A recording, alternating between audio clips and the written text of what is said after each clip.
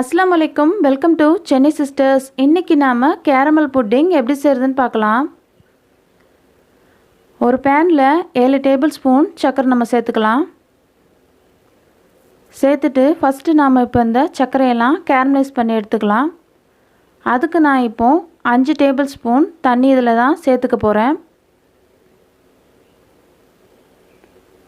சர்க்கரையெல்லாம் நல்லா கரைஞ்சி நமக்கு நல்லா கேரமலைஸ் ஆகி வரணும். அது வரைக்கும் நாம் இதை கலந்து விட்டுக்கிட்டே இருக்கணும். அடுப்பு ரொம்ப ஹைலையும் இல்லாமல் ரொம்ப லோலையும் இல்லாமல் மீடியம் ஃப்ளேமில் வச்சுக்கிறோங்க. ஹையில் இருந்தால் சீக்கிரம் கரைஞ்சி போயிடும். லோவில் இருந்துச்சுன்னா நமக்கு சர்க்கரையெல்லாம் கட்டி கட்டி ஆயிரும். அதனால் மீடியம் ஃப்ளேமில் வச்சு நாம் இந்த மாதிரி கலந்து விட்டுக்கிட்டே இருக்கணும். இப்போ கொஞ்சம் கொஞ்சமாக நமக்கு கலர் சேஞ்ச் ஆகிட்டு வருது பாருங்கள். இப்போது இந்த கலரில் வந்த பிறகு நாம் இந்த கேரமலை எடுத்து வச்சுக்கலாம். இதுதான் சரியான பதம். இந்த கலரில் இருக்கணும். எந்த பாத்திரத்தில் நீங்கள் புட்டிங் செய்ய போகிறீங்களோ அதில் நாம் இந்த கேரமலை உடனே நம்ம சேர்த்துக்கணும். ஏன்னா இது டக்குன்னு செட் ஆயிரும். அதனால் நம்ம இதை உடனே சேர்த்துக்கணும்.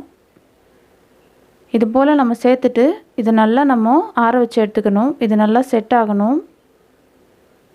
இப்போ ஒரு பாத்திரத்தில் 5 முட்டையை உடச்சி சேர்த்துக்கலாம்.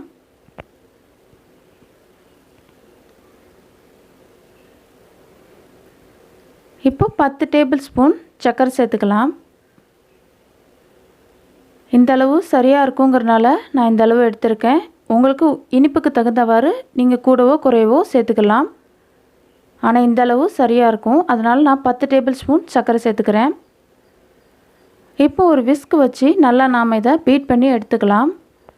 சர்க்கரை நல்லா கரையிற அளவுக்கு நாம் இதை பீட் பண்ணி எடுத்துக்கலாம். சர்க்கரையெல்லாம் நல்லா கரைஞ்சி வந்ததும் 1/2 லிட்டர் காய்ச்சின பால், கெட்டியான பால் லேசான சூட்டோடு நாம் இதில் சேர்த்துக்கலாம். 2 டேபிள் ஸ்பூன் வெண்ணிலா எசன்ஸ், முட்டை ஸ்மெல் எதுவும் வராமல் இருக்கிறதுக்காண்டி இதை நம்ம சேர்த்துக்கிறோம். இப்போ இதெல்லாம் சேர்த்துட்டு நல்லா கலந்து விட்டுடலாம். இப்போ இந்த கேரமெல்லாம் நமக்கு நல்லா செட் ஆகி வந்துருச்சு பாருங்கள். இது போல் நமக்கு நல்லா ஆறி செட் ஆகி வரணும். தொட்டால் இந்த மாதிரி எதுவும் ஒட்டக்கூடாது. இப்போ இது சரியாக இருக்குது. இப்போ இந்த முட்டை கலவைகள்லாம் நம்ம வடிகட்டி எடுத்துக்கலாம். எதுவும் ஏடுகள் இருந்தால் வந்துடும். அதனால் கொஞ்சம் வடிகட்டி எடுத்துக்கலாம். இப்போ ஒரு இட்லி பாத்திரத்தில் கொஞ்சமாக தண்ணி வச்சுக்கலாம்.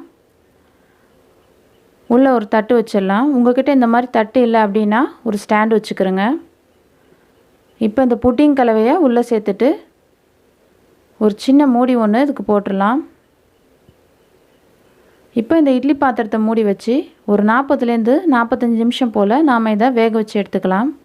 இப்போ சரியாக 45 நிமிஷம் போல் ஆயிடுச்சு. நாம் இப்போ இதை திறந்து பார்த்துடலாம். ஒரு கத்தி வச்சு லேசாக நாம் இதை குத்தி பார்க்கலாம். எதுவும் ஒட்டலை அப்படின்னா இது சரியாக இருக்குது. இப்போ நாம் இதை எடுத்து வச்சிடலாம். இப்போ இதை நல்லா ஆற வச்சு நம்ம இதை எடுத்துக்கணும். இப்போ நல்லா ஆறி வந்துருச்சு. இப்போ நாம் இதை ஃப்ரிட்ஜில் வச்சு செட் பண்ணி எடுத்துக்கலாம். இப்போ ஃப்ரிட்ஜில் வச்சு எடுத்துக்கிட்டேன். ஒரு 2 மணி நேரம் போல் இதை நான் ஃப்ரிட்ஜில் வச்சு செட் பண்ணியிருக்கேன். இப்போ இது நல்லா செட் ஆயிடுச்சு. ஒரு கத்தி வச்சு இந்த ஓரங்கள்லாம் நாம் இப்போ எடுத்து விட்டுடலாம். இது போல் எடுத்துட்டு ஒரு தட்டுக்கு நாம் இப்போ ட்ரான்ஸ்ஃபர் பண்ணிடலாம். லேசாக நம்ம தட்டிட்டு நம்ம இந்த பாத்திரத்தை எடுத்துடலாம். அவ்வளோதான், கேரமல் புட்டிங் ரெடி ஆயிடுச்சு. ஒரு கத்தி வச்சு வெட்டி பார்க்கலாம். வெட்டும் போதே அவ்வளோ சூப்பராக நல்லா சாஃப்டாக இருக்குது. அவ்வளோதான், நம்மளுடைய கேரமல் புட்டிங் எல்லாம் சூப்பராக ரெடி ஆயிடுச்சு. வீட்டில் இருக்கக்கூடிய பொருட்களை வச்சே நாம் இதை டக்குன்னு செஞ்சிடலாம். ரொம்ப ஈஸியாக ரொம்ப சிம்பிளான ஒரு ரெசிபி இது. கண்டிப்பாக இந்த புட்டிங் நீங்கள் ட்ரை பண்ணி பார்த்துட்டு எப்படி இருந்துச்சுன்னு கமெண்ட்டில் சொல்லுங்கள். இந்த கேரமல் புட்டிங் உங்களுக்கு பிடிச்சிருந்துச்சின்னா சென்னை சிஸ்டர்ஸ்க்கு சப்ஸ்கிரைப் பண்ணுங்கள். பக்கத்தில் இருக்கிற பெல் ஐக்கானில் ஆளுங்கிற பெல்லை கிளிக் பண்ணிக்கிறங்க. சப்போர்ட் பண்ணுங்கள். லைக் அண்ட் ஷேர் பண்ணுங்கள். தேங்க்ஸ் ஃபார் வாட்சிங். அஸ்ஸலாமு அலைக்கும்.